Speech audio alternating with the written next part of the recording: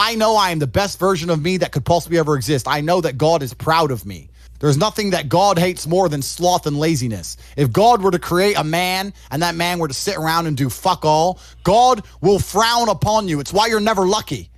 If you're listening to this and you think I'm never lucky, I'll tell you why, because God dislikes you because you're fucking lazy. Start to work. Start to show God the beauty of his own creations. You'd be amazed how lucky you'll become.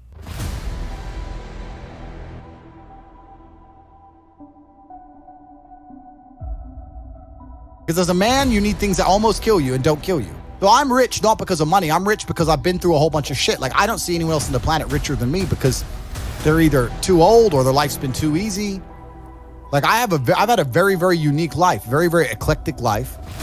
I was born with the best possible start a man can have, which is good parents and no money. I've made all of my money completely myself the hard way. So I'm very fortunate. I'm very happy that I was poor for a long time because I never would have been able to learn the lessons I've learned if I was rich. So I would never have been able to been put through hell if I had money. So I'm very glad I was poor for a very long time. And the reason I'm the richest person on the planet is not because of the amount of money I have, it's because of all the shit that happened to me when I was poor. You're not supposed to be comfortable. You were never evolved to be comfortable. You're supposed to be uncomfortable. And if you make yourself uncomfortable constructively, it's very easy to be anything you want.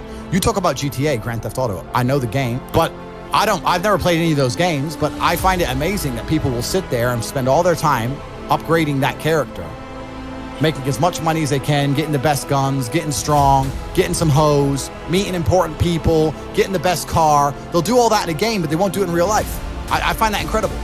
Like, my life is GTA. I don't see why people play the games.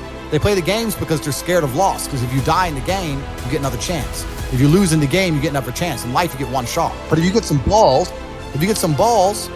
that's what life is as a game. That's what life is as a man. This is one big video game. You get to upgrade your character. You're not born with any value. As a man, if you don't make yourself valuable, you have no value. You have to get up and do it. Just like a video game, you start with fucking zero. You have to decide if you want to complete it. You have to upgrade your character.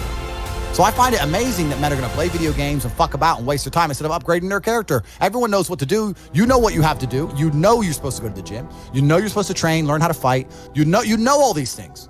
You don't do them. That's your decision. It's your prerogative. I didn't make that choice. I made the choice to do it all. I decided all of it. And every single man watching this can do the exact same thing. But the point is, that's a conscious decision you made. I would never make fun of someone who hasn't got a choice. If you've made a fucking decision to be less than you should be, then I believe you should be mocked for that decision. And me as a man, when I put myself through hell, when I have had such exacting, such stringent standards for myself, why would I then have less exacting, stringent standards on the people I meet? Why would I put myself through hell to be me and then meet someone who didn't put themselves through hell and then treat them like my equal? No, fuck you. I suffered when you didn't. So you're not my equal because you decided not to suffer. You have enjoyed comfort when I haven't, and that's fine, but don't expect me to look at you as my equal because you're not. There's something that's always kind of confused me. When I tell people that you are the sum of the 5 people you spend the most time with, everyone agrees. They go, yeah, that's probably true. The 5 people you spend the most time with, that's what you're going to end up like. They say, yeah, that's true. And then they continue to hang around with people who they don't want to be. Why? There has to be a point. There has to be a point where you sit and go, okay, you're my friends, et cetera, I love you guys. Yeah, we can talk, whatever. But I'm on a different life path. You have to leave some people behind.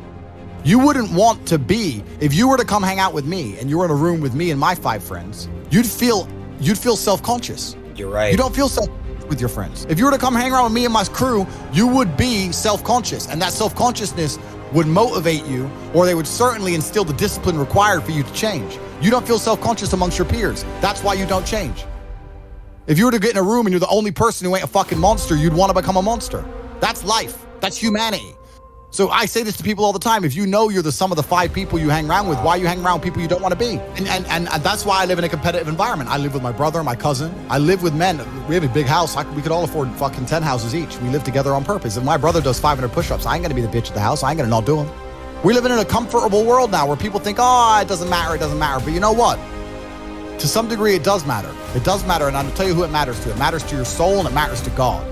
I stand in the mirror with a pure heart. I know I am the best version of me that could possibly ever exist. I know that God is proud of me. There's nothing that God hates more than sloth and laziness. If God were to create a man and that man were to sit around and do fuck all, God will frown upon you. It's why you're never lucky. If you're listening to this and you think I'm never lucky, I'll tell you why, because God dislikes you because you're fucking lazy. Start to work. Start to show God the beauty of his own creations. You'd be amazed how lucky you'll become.